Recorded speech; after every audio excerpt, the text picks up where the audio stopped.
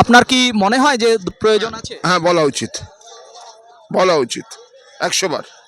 অনেক অনেক ধন্যবাদ।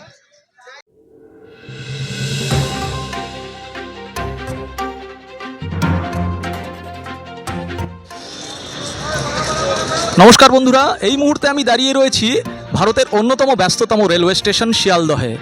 রেলওয়ের হাল হকিকত জানতে, বাংলার রেলওয়ের হাল হকিকত জানতে আমরা মানুষের কাছে পৌঁছে যাব, রেল যাত্রীর কাছে পৌঁছে যাব। একজন রেলযাত্রী পেয়ে গেছি, আমরা শিয়ালদা স্টেশনেই আছি, আপনারা শুনবেন। দাদা, আপনার নাম? গৌতম গোস্বামী। দাদা, রেল যে পরিষেবা, সেই পরিষেবায় বিগত 10 বছরে দেখা গেছে প্রচুর যাত্রী সংখ্যা বেড়েছে। সেই তুলনায় কি রেল বেড়েছে? না, ট্রেন তো সেমনি আছে, ট্রেন আরও বাড়ানো দরকার, লোকাল ট্রেন। দূরপাল্লার ট্রেনে আপনি যাতায়াত করেন? হ্যাঁ হ্যাঁ। দূরপাল্লার ট্রেনের ক্ষেত্রে কিন্তু দেখা গেছে বহু জায়গাতে বহু সময় দেখা গেছে যে ট্রেন সময় মতো পৌঁছয় না। এই নিয়ে যাত্রীদের মনে প্রচুর ক্ষোভ আমরা দেখতে পেয়েছি বিগত দিনে। রেলের সময় নিয়ে আপনার কি রেল মন্ত্রকের কাছে কিছু বিশেষ দাবি থাকবে? রেলের সময় নিয়ে এখন তো কিছু টাইম মেনটেন হচ্ছে, কিছু আবার লেট হচ্ছে। আমরা জানতে চাইবো, দাদা আপনার নাম? আমার নাম হচ্ছে তপ্নব্রত দাস। আপনি দূরপাল্লার ট্রেনে যাতায়াত করেন? অবশ্যই। আপনার কি মনে হয় বিগত কয়েক বছরে রেলের কি পরিষেবা উন্নতি হয়েছে, না একই জায়গায় দাঁড়িয়ে আছে বা খারাপ হয়েছে? শুনুন, পরিষেবা বলতে যতটুকু হয়েছে ঠিক আছে, কিন্তু রেলের টাইমিংয়ে কোনো ঠিক নেই। টাইমিং যখন তখন টাইমিং 1 ঘন্টা 2 ঘন্টা 3 ঘন্টা পর্যন্ত ওরা লেট করে ছাড়ে। এইটাকে কিন্তু এটা যদি রেকটিফাই না করে তাহলে ভবিষ্যতে খুবই কষ্ট হবে ট্রেনে। যাত্রী সুরক্ষার ক্ষেত্রে আপনার বক্তব্য? যাত্রী সুরক্ষার ক্ষেত্রে যেটা বক্তব্য, কতগুলো ক্ষেত্রে কিন্তু যাত্রী সুরক্ষা ঠিকমতো হচ্ছে না। যেমন হচ্ছে যে যখন সিটগুলোকে সেরকমভাবে হচ্ছে না, সিটগুলো এত বাজে হয়ে গেছে। এবং সেখানে কী হচ্ছে, আরেকটা যেতে ল্যাট্রিনটা কিন্তু সেইভাবে ক্লিন হয় না, যার জন্য আমাদের খুব অসুবিধা হয়। যেটা হচ্ছে দূরপাল্লা ট্রেনের কথা বলছি। আরও একজন যাত্রী পেয়ে গেছি শিয়ালদহ রেলওয়ে স্টেশন, আপনারা দেখতে পাচ্ছেন।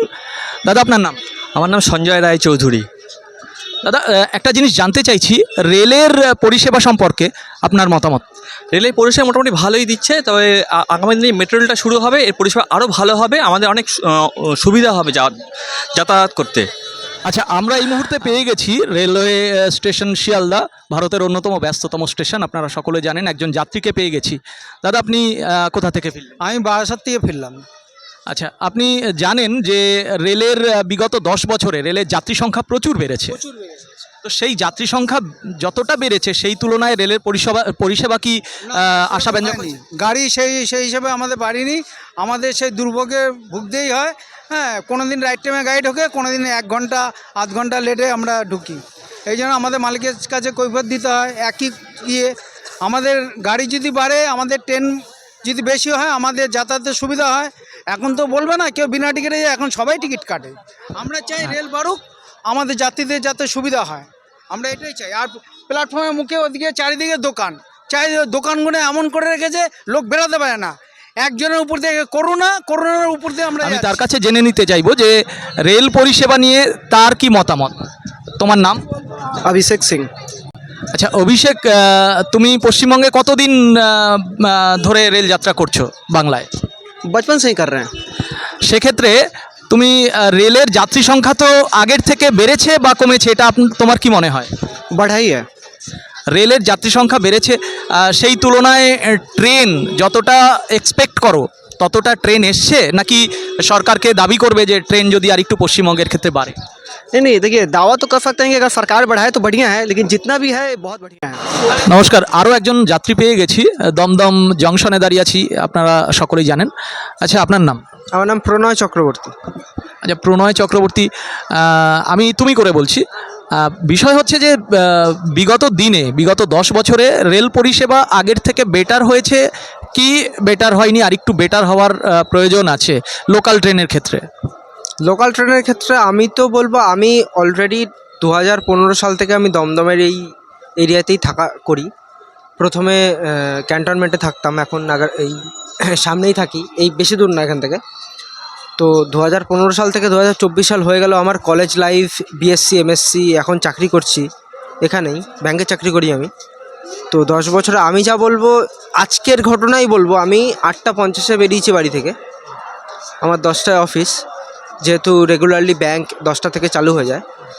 তো আমি 8:50-এ স্টেশনে এসে দাঁড়িয়েছি প্ল্যাটফর্মে, 3 নম্বর প্ল্যাটফর্মে। তো প্রথম কথা, ডাউন ট্রেনের শিয়ালদাগামী কোনো ডাউন ট্রেনের কোনো রূপ অ্যানাউন্সমেন্ট দমদম স্টেশনে আমি পেলাম না। সব ট্রেন বলছে আপ ট্রেন বা মাঝেরহাট লাইনের গাড়ি, সব ট্রেনের অ্যানাউন্সমেন্ট হচ্ছে, কিন্তু ডাউন ট্রেন যে ট্রেনগুলো শিয়ালদার দিকে যাবে, সে মেন লাইন হোক, বনগাঁ লাইন হোক, ডানকুনি লাইন হোক, কোনো লাইনের ট্রেন মিনিমাম 25 মিনিট ধরে কোনো অ্যানাউন্সমেন্ট নেই।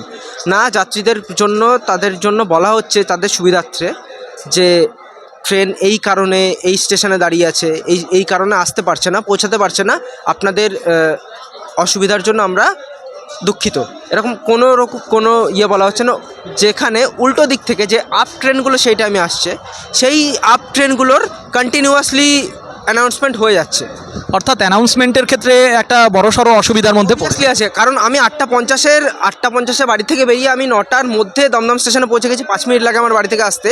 9টা থেকে 9:30 অবধি আমি দমদম স্টেশনে 3 নম্বর প্ল্যাটফর্মে দাঁড়িয়ে আছি আজকে।